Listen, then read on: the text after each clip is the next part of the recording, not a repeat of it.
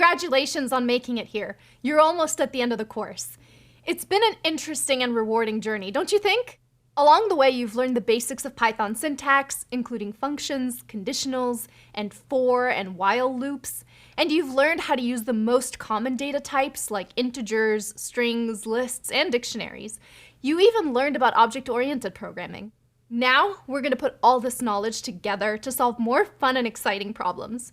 We're going to approach these new challenges like they're real-world problems we need to solve with a script. By doing this, we'll see yet another example of how these programming skills can make the work we do in our IT jobs faster and more efficient. In the next videos, we'll check out how to go about solving a more complex problem by writing a script from the ground up. To do that, we'll go step by step using our recommended way for dealing with more advanced challenges. Back at the beginning of the course, I told you a little bit about the first Python script I ever wrote.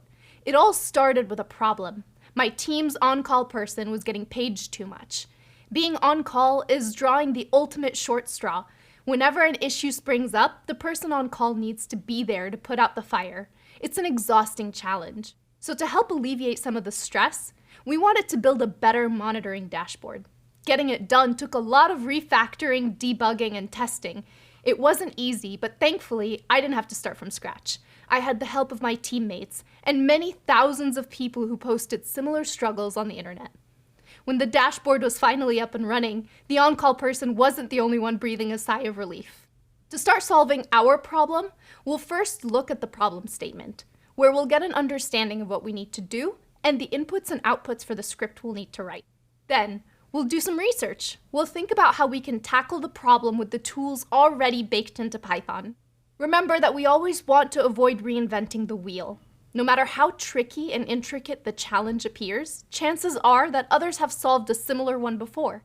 So it's valuable to spend some time tapping into the resources that exist to help us solve our problem.